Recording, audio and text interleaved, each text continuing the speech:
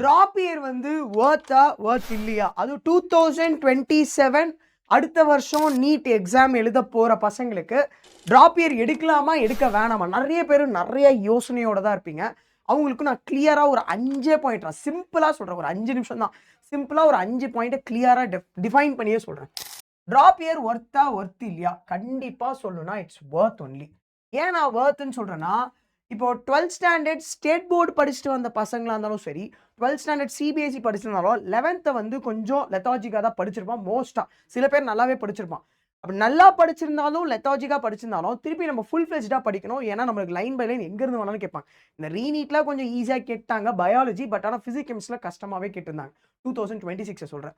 So நீங்க ஒரு drop எடுக்கிறீங்கன்னா, உங்களுக்கு ஹோல் டே கிடைக்குது. ஆனா ஹோல் டே கிடைக்குதுன்றதுனால, அது வொர்த்ன்னு நான் சொல்ல முடியும். ஆனா பிளஸ் டிஸ்ட்ராக்ஷன்ஸ்மே இருக்கும். அந்த டிஸ்ட்ராக்ஷன்ஸ ஓவர் கம் பண்ணீங்கன்னா, இது வொர்த். சத்தியமா சொல்றேன் 100% வொர்த். ஏன்னா ஒவ்வொரு சப்ஜெக்ட்டையும் தெளிவா, தெளிவா படிப்பேன். பிசிக்ஸ்ல நியூமெரிக்கல்ஸ்லாம் வந்து நல்லாவே போட்டு பிராக்டிஸ் பண்ண கத்துப்பேன். So that is worth. And next borderline marks. இப்போ 2026 எழுதியிருக்கான். 2027ல டிராப் எடுக்க போறானா, அவன் கண்டிப்பா வந்து பார்த்தன்னா, இப்போ ஏதாவது ஒரு மார்க் இன்னும் மார்க் வந்து ஃபுல் ஃப்ளெஜ்டா சொல்லல.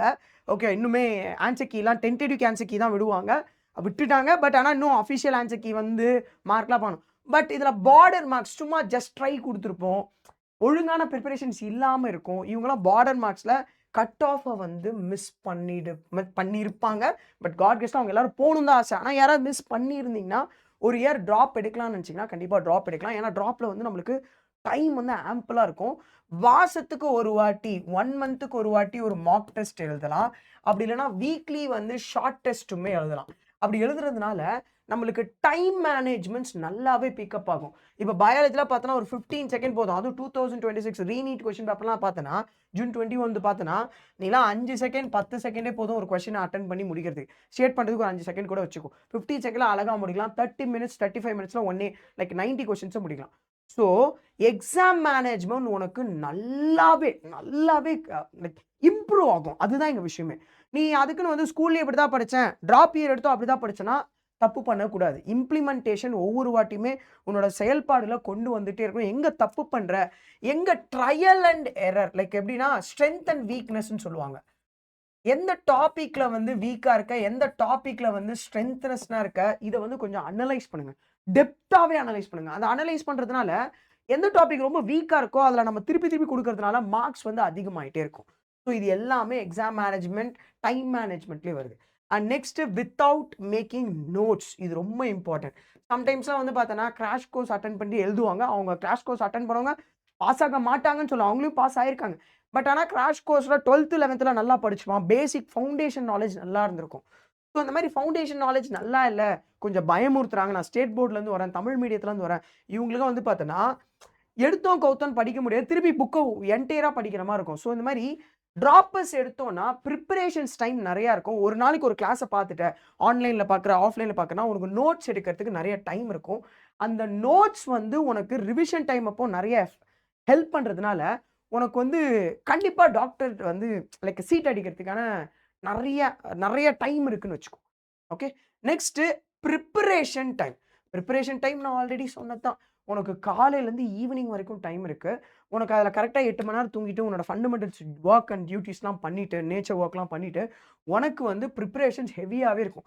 ஸோ நீ என்ன பண்ணலாம், botany, zoology, chemistry and physics இது எல்லாத்துக்குமே டைம செப்பரேட்டா ஒதுக்கிட்டு, இன்னுமே நீ வந்து பிசிக்ஸ்ல வந்து பார்த்தன்னா, நியூமெரிக்கல்ஸ் நல்லாவே போடலாம்.